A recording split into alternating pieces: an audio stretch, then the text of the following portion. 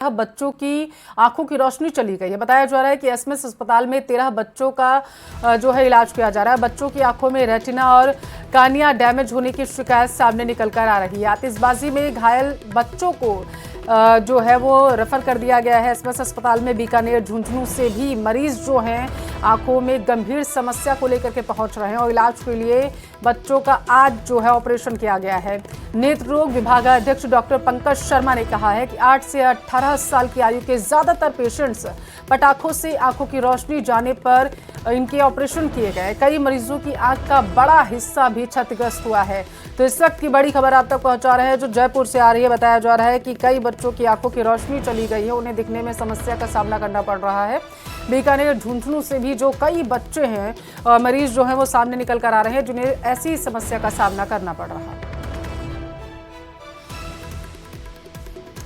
ज्यादा जानकारी लेंगे, टेलीफोन लाइन पर संवाददाता महेश जुड़ चुके हैं। महेश, कितने बच्चों की आंखों में ऐसी प्रॉब्लम आ रही है? देखिए, कुल 38 मामले ऐसे सामने आए हैं जो कि इस समय में दीपावली के अवसर पर जो आतिशबाजी और जो पटाखे चलाए गए हैं उनमें से घायल होकर के एसएमएस हॉस्पिटल में रेफर किए गए हैं। 25 को इनमें से प्राथमिक उपचार कर लिया गया और उसके बाद में इन्हें छुट्टी भी दे दी। 13 ऐसे पेशेंट थे जिन्हें भर्ती किया गया। उनमें से 11 जो है 8 साल से लेकर के और 18 साल तक के आयु के बच्चे हैं, किशोर हैं, उनको यहाँ पर भर्ती किया गया और उनमें से ज्यादातर की आंखों की रोशनी है वो चली गई। 11 लोग ऐसे हैं जिनकी आंखों की रोशनी गई है। दो की आंखों की रोशनी जो है वो अभी बचाने की कोशिशें जो है वो एसएमएस हॉस्पिटल में चल रही है। आज ऑपरेशन जो है वो किया जा रहा है। डॉक्टर जो पंकज शर्मा है, विभाग अध्यक्ष है, उन्होंने बताया कि 8 साल से लेकर 18 साल तक की तो आयु के बच्चे हैं, लेकिन 2 साल का एक बच्चा भी उसमें शामिल है। बीकानेर, झुंझुनू और जयपुर से जो है ये मामले सामने आए हैं। उन्होंने कहा कि जो पटाखे चलाने के दौरान में जो पत्थर के तरह बारूद के साथ में जो चीजें निकली है उन्होंने आंखों को डैमेज किया है। कॉर्निया और रेटिना जो है वो डैमेज हुआ है। इसकी वजह से कई की आंखों की शेप तक जो है वो बिगड़ गई है और रोशनी आना तो अभी इनमें बहुत दूर की बात है। तो ऐसे में एक जो साइड इफेक्ट है आतिशबाजी का, हर्षोल्लास का, वो यहाँ पर जो है उस तरह से देखने को मिला है। फिलहाल इनके उपचार के बाद में यहाँ पर इन्हें एसएमएस हॉस्पिटल में एडमिट रखा गया है और डॉक्टर्स की जो देखभाल है अभी। तो महेश, अभी स्थिति कैसी है? डॉक्टर से आपकी बातचीत हो पाई हो, पता चल पाया हो कि कितने बच्चे जो हैं वो ऑपरेशन के बाद सही स्थिति में पहुंच जाएगी, इसकी कुछ जानकारी मिल पाई?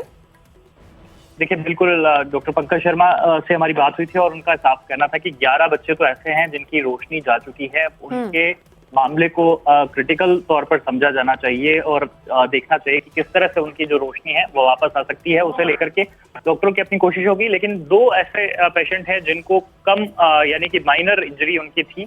इस वजह से जो डॉक्टर्स हैं उनके आंखों को बचाने में कामयाब रहेंगे और उन्हें जो है रोशनी मिल पाएगी। लेकिन एक बच्चा 15 साल का ऐसा है जिसकी दोनों आंखें पूरी तरह से वो चली गई है, उनकी आंखों की रोशनी जो है वो चली गई है। कई ऐसे केसेज आए हैं जिनमें की आंखों की शेप है वो बिगड़ गई क्योंकि बहुत ज्यादा डैमेज किया है। जो सूतली बम जो चलाए गए, जो अनार चलाए गए, उन्होंने सीधा आंख पर अटैक किया है और पूरी जो आंख की जो शेप है वो उस कारण से जो है पूरी तरह से डैमेज हुई है। तो इस लिहाज से कहा सकता है कि दीपावली पर जो पटाखे और आतिशबाजी की जाती है उसमें बहुत ध्यान रखने वाली बात है क्योंकि खासतौर पर ये बच्चों के साथ में ही जो चीजें हैं वो देखने को मिली है। इस लिहाज से कहा जा सकता है कि बच्चों को जब आतिशबाजी करे तो वो कम से कम पेरेंट्स की निगरानी में हो और आंखों को बचाने का जो जतन है अपील तो लगातार यही की जाती है महेश, लेकिन लापरवाही का ही नतीजा है कि 11 बच्चों की आंखों की रोशनी चली गई हो। बेहद गंभीर मसला ये है। फिलहाल के लिए बहुत शुक्रिया आपका तमाम जानकारी के लिए। संडे को दिवाली थी, उससे एक दिन पहले और उसके एक दिन बाद तक के केस की लिस्ट है मेरे पास और करीब ऐसे केसेस तो करीब 24 या 25 थे जिनके बहुत माइनर इंजरीज थी।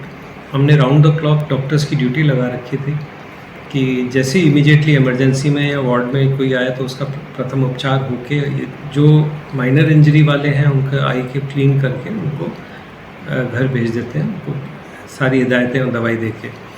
लेकिन दुर्भाग्यवश अभी 13 मरीज़ ऐसे हैं जिनके बहुत सीवियर इंजरीज़ हैं और 2 प्रकार की इंजरीज़ में देखने को मिली। एक तो है जब पटाखा चलता है, वो पटाखे के पीछे एक पत्थर जैसी कोई चीज़ होती है जो जैसे ब्लास्ट करते हुए गोली की तरह निकलता है और वो सीधा आँख को पे लगता है और आँख रप्चर हो जाती है। प्रदेश में मतदान की तारीख जैसे जैसे नजदीक आ रही है, प्रत्याशियों का घर घर जाकर जनसंपर्क करने का सिलसिला तेज होता जा रहा है। और इसी कड़ी में केशव राय पाटन विधानसभा सीट से कांग्रेस प्रत्याशी सीएल प्रेमी ने गुडली, विजयनगर, चितावा समेत कई गांवों में जुलूस निकालकर जनसंपर्क किया। साथ ही इस दौरान लोगों से कांग्रेस के पक्ष में मतदान करने की अपील भी की। क्षेत्र के लोगों ने भी उनका जोरदार स्वागत किया है। जनता के बीच पहुंचे सीएल प्रेमी ने कांग्रेस सरकार में हुए विकास कामों का भी जिक्र किया। साथ ही लोगों को भरोसा दिया, सरकार बनने पर विकास के कामों को प्राथमिकता दी जाएगी। तो मेरे आपके लिए यहाँ आपके मिडिल स्कूल था, उसको हमने हायर सेकेंडरी स्कूल करवाया। आपके यहाँ हॉस्पिटल नहीं था, हमने उप स्वास्थ्य केंद्र खुलवाया। उसके बाद आपका रोड की दिक्कत थी, तो हमने गामस से लेकर के और चितावा से आगे निमोदा हाली नेशन तक का रोड बनाया। सोशल मीडिया पर पोखरण से बीजेपी प्रत्याशी महंत प्रताप पुरी का एक वीडियो वायरल हो रहा है, जिसमें जैसलमेर से कांग्रेस प्रत्याशी रूपाराम धनदेव की जमकर तारीफ करते हुए भी दिखाई दे रहे हैं। महंत प्रताप पुरी रूपाराम धनदेव को तीसरी बार जैसलमेर से टिकट मिलने पर भी उन्होंने तारीफ की। एक तरफ जहां कांग्रेस प्रत्याशियों की तारीफ कर रहे हैं, वहीं दूसरी तरफ पोखरण कांग्रेस प्रत्याशी शाले मोहम्मद पर गंभीर आरोप भी लगा रहे हैं। महंत प्रताप पुरी का कहना है कि शाले मोहम्मद कांग्रेस के खिलाफ प्रचार कर रहे हैं और अपने भाइयों को कांग्रेस के खिलाफ चुनाव लड़वा रहे हैं। सोशल मीडिया पर वायरल इस वीडियो की न्यूज 18 राजस्थान पुष्टि नहीं करता।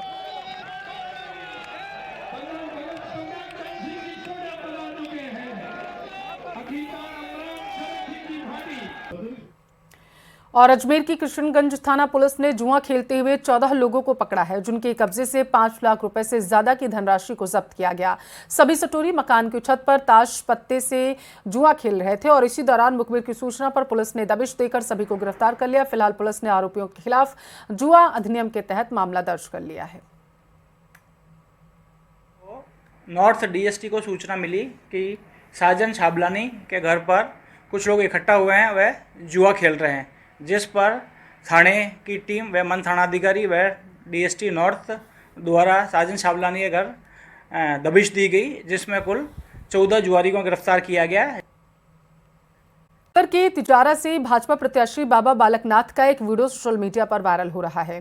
भिवाड़ी के सूरज सिनेमा के पास लोगों को संबोधित करते हुए उन्होंने विवादित बयान दिया। उन्होंने कहा है कि यह चुनाव भारत पाकिस्तान के क्रिकेट मैच के जैसा है। दूसरे वाले कितने % वोटिंग करते हैं आपको भी पता है। आपको ज्यादा से ज्यादा वोटिंग कर सनातन धर्म के प्रत्याशियों को जिताना होगा, जिससे भविष्य में उनको सबक मिल सके। हो गए ना सारे। देखिए, भारत पाकिस्तान का मैच है इस बार। भाई है कि नहीं मैच भारत पाकिस्तान का? ऊपर वाले भारत पाकिस्तान का मैच है। यहाँ जीत की लड़ाई नहीं है, यहाँ पर वोटिंग परसेंटेज की भी लड़ाई है। उधर वोटिंग परसेंटेज कितना होता है आपको बताने की आवश्यकता नहीं है। हमारा वोटिंग परसेंटेज, क्योंकि वो कबीले एक हो गए ना सारे, उनके जो मंसूबे हैं उन मंसूबों को परसेंटेज से परास्त करेंगे तो आने वाले भविष्य में फिर कभी ऐसी हिम्मत नहीं करेंगे कि एक होकर हमारे सनातन धर्म को हराने की साजिश करेंगे। भारत माता की। चलिए चूरू का रुख करते हैं। अमरपुरा गांव में वोट देने की बात को लेकर व्यक्ति से मारपीट हो गई है। जानकारी के अनुसार युवक का अपने भाई से वोट देने की बात को लेकर विवाद हुआ और विवाद इतना बढ़ गया कि उसके भाई ने अपने साथियों के साथ मिलकर युवक के घर में घुसकर पिटाई कर दी। घायल अवस्था में युवक को इलाज के लिए अस्पताल में भर्ती कराया गया। सूचना पर पुलिस भी मौके पर पहुंच चुकी है, जांच की जा रही है।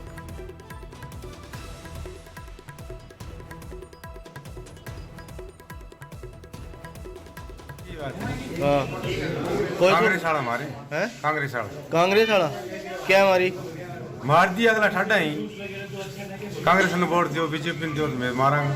अच्छा, बस ये बात है।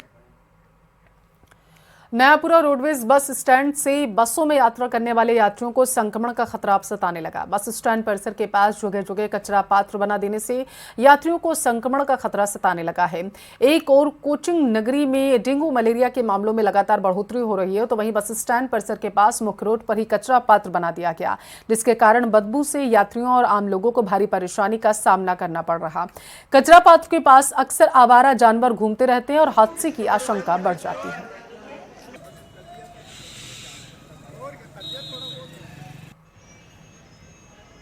बारिश के टाइम पे दीवार टूट गई थी और बस स्टैंड की कंडीशन आपने देख ही ली, बस स्टैंड बना ही नहीं और ये दीवार टूट गई तो ये नगर निगम वाले कचरा यहीं डाल के जाते हैं। सारा दिन भर कचरा रोडवेज की बाउंड्री के अंदर ही आता है और आपने देख ही लिया, दीवार बनना चाहिए, रोडवेज के बस स्टैंड की मरम्मत। अजमेर की कोतवाली थाना पुलिस ने जाली नोट प्रकरण मामले में खरीद फरोख्त करने वाले एक और आरोपी को गिरफ्तार कर लिया, जिसे आज न्यायालय में पेश कर आगे के मामले की जांच की जा रही है। दरअसल गाड़ी की तलाशी ली गई थी और इसमें 500 के लगभग 17,000 जाली नोट बरामद किए गए थे। साथ ही एक पिस्टल भी मिली थी।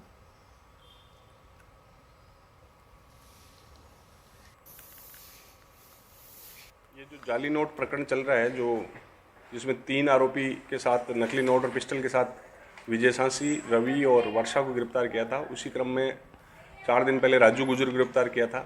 इसी खरीद फरोख्त नकली नोट खरीद फरोख्त प्रकरण में आगे कार्रवाई करते हुए 5वें आरोपी विष्णु नायक सन ऑफ भिकाराम नायक निवासी मेड़ता सिटी को गिरफ्तार किया गया है, जिससे आगे वो नोट कहाँ से लाया और कहाँ किया उस संबंध में अनुसंधान जारी है। दिवाली पर हुई जमकर आतिशबाजी का असर अब झुंझुनू की आबोहवा को बिगाड़ रहा है। 2 दिन जमकर हुई आतिशबाजी से एयर क्वालिटी इंडेक्स 300 के पार पहुंच गया। आतिशबाजी के कारण झुंझुनू का एयर क्वालिटी इंडेक्स जो है 311 है। एयर क्वालिटी इंडेक्स के बढ़ने के कारण आज सुबह बुजुर्ग मॉर्निंग वॉक से परहेज करते नजर आए। दिवाली पर 2 दिन हुई जमकर आतिशबाजी के कारण हवा में स्मॉग नजर आया था और सोमवार को आतिशबाजी के बाद एयर क्वालिटी इंडेक्स 257 पहुंच गया था। बढ़े प्रदूषण के कारण आज सुबह एयर क्वालिटी इंडेक्स 311 दर्ज किया गया। ग्रामीण इलाकों में भी इसका खासा असर देखा जा रहा।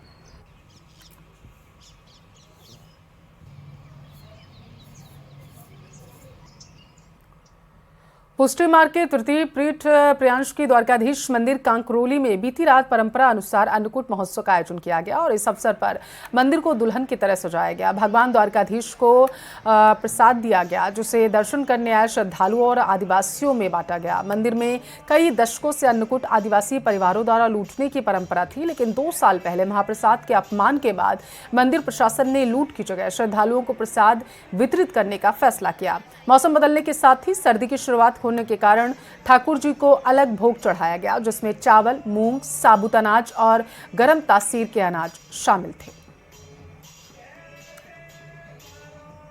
इसी क्रम में श्रद्धालु दर्शन कर रहे हैं। प्रभु द्वारकाधीश को अन्नकूट का महाप्रसाद का भोग लगाया जा रहा है और अन्नकूट के इस महाप्रसाद का अनादर न हो और इस परंपरा को सुव्यवस्थित ढंग से संचालित करने के उद्देश्य से विगत वर्ष से द्वारकाधीश मंदिर ट्रस्ट ने यह फैसला लिया कि हम इस प्रसाद का वितरण आम श्रद्धालुओं को, जो भी श्रद्धालु यहाँ आ रहा है उनको करें। इस हेतु नीचे काउंटर लगा हुआ है और सकड़ी महाप्रसाद की जो व्यवस्था है वो सारे श्रद्धालुओं को कनका प्रसाद के रूप में वितरण किया जा रहा है। हर साल की तरह इस बार भी जयपुर के आराध्य देव गोविंद देव जी ने आज अन्नकूट महोत्सव मनाया। श्री गोविंद को गर्म तासीर के व्यंजनों का भोग लगाया गया और इस दौरान बड़ी संख्या में श्रद्धालुओं ने अन्नकूट झांकी के दर्शन कर प्रसाद ग्रहण किया। धार्मिक मान्यताओं के अनुसार अन्नकूट भोग लगने के बाद से मोटा अनाज खाया जा सकेगा।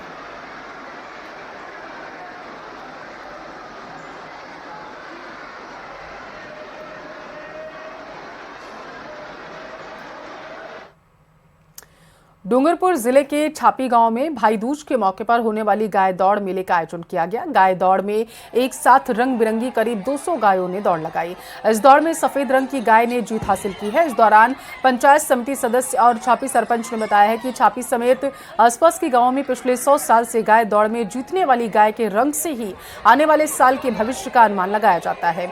साथ ही बताया गया कि सफेद रंग की गाय जीतने से आने वाला साल अच्छा रहेगा, ऐसा अनुमान है। साथ ही आने वाले साल में अच्छी बारिश भी होगी, फसल की पैदावार भी अच्छी होगी।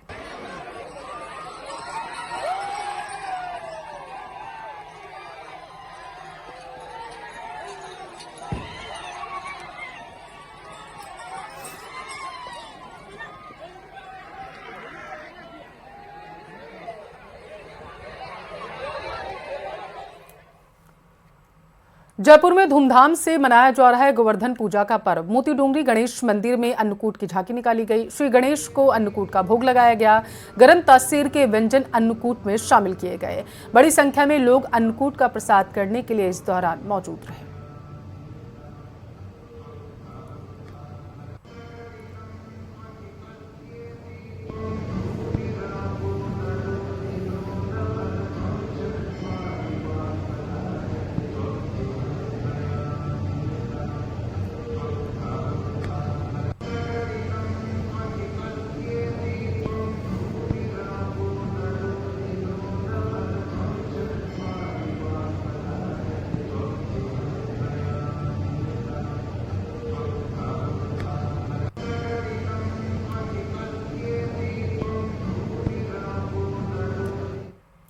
उधर जयपुर में भी जगह जगह भगवान गोवर्धन का पूजन किया जा रहा है। जगतपुरा स्थित इस्कॉन मंदिर में भी गोवर्धन पर्वत की कृति बनाई गई है। कृष्ण बलराम मंदिर में सुबह से ही पूजन किया जा रहा।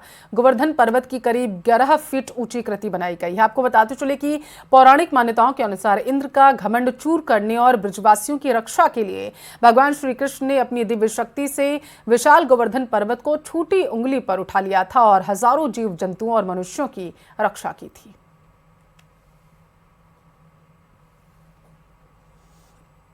भगवान कृष्ण की लीलाओं में से एक लीला ऐसी भी है कि उन्होंने ब्रजवासियों को बचाने के लिए गोवर्धन पर्वत को अपनी उंगली के ऊपर उठा लिया था और कहा, ऐसी मान्यताएं हैं, ऐसा कहा जाता है, ऐसी कथाएं हैं कि भगवान इंद्र का घमंड चूर करने के लिए भगवान श्री कृष्ण ने एक वक्त के अंदर, कह सकते हैं कि द्वापर युग के अंदर, ये जो विशाल, जो अभी भी ब्रज के अंदर जो गोवर्धन पर्वत है उसे कहते हैं कि एक उंगली से उठा लिया था महाराज जी। अब हम गोवर्धन पूजा करते हैं, गोवंश की हम रक्षा की बात करते हैं, गायों की पूजा करते हैं। क्या कुछ महत्व है इस गोवर्धन के पर्व का? यस, तो जो गोवर्धन का जो पर्व है, एक तो जो भी उत्सव हम लोग मनाते हैं तो भगवान ने जो लीलाएं की हैं उन लीलाओं का हम लोग स्मरण करें और जो प्रभुपाद जी बताते हैं कि उस दिन हम लोग ज़्यादा से ज़्यादा भगवान का नाम जप करें और जो पर्टिकुलर लीला जो भगवान की हुई है उस लीला को हम लोग डिस्कस करें और उस लीला से हम लोग अपने जीवन में क्या सीख सकते हैं। तो इस लीला से भगवान का एक नाम पड़ा गिरधारी। जारी जो तैयारियां यहाँ पर जो की जा रही है, कुल मिलाकर कहा जा सकता है कि आज पूरे देश भर के अंदर धूमधाम से जो गोवर्धन का जो पर्व है वो मनाया जा रहा है। न्यूज़ 18 राजस्थान के लिए सहयोगी दिलीप चेची के साथ रोशन शर्मा की रिपोर्ट। 25 नवंबर को होने वाले विधानसभा चुनाव से पहले होम वोटिंग की प्रक्रिया शुरू हो गई है, जो 19 नवंबर तक जारी रहेगी। प्रदेश में पहली बार पात्र वोटर्स को होम वोटिंग की सुविधा मिली है, जिसके लिए घर घर जाकर पोलिंग टीम मतदान करवा रही है। मतदान दल ने पहले दिन 80 साल से ज्यादा उम्र वाले बुजुर्ग और दिव्यांग वोटर्स को बैलेट के जरिए घर जाकर मतदान करवाया है। राजस्थान में 62,927 पात्र वोटर्स ने होम वोटिंग के लिए आवेदन किया था, जिसमें जयपुर में ही 7,000 मतदाता होम वोटिंग का फायदा उठा रहे हैं।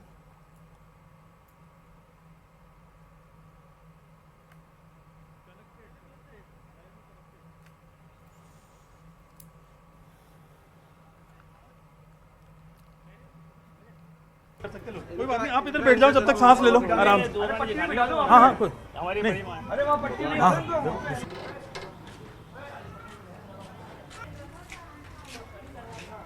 नहीं ये भी कर सकते हैं, वैसे मैं भी कर सकता हूँ। ये कर देंगे। हाँ ये कर देंगे, हाँ कर देंगे ये। हाँ सिग्नेचर वगैरह कर पाएंगे? हाँ कर दो।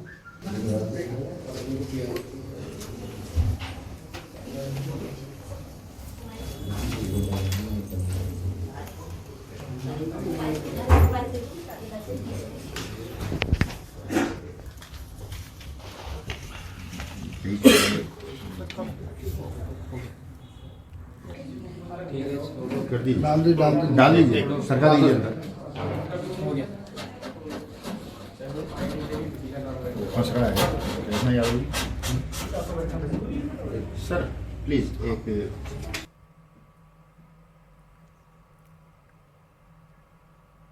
और आपको सीधी तस्वीरें दिखाएं।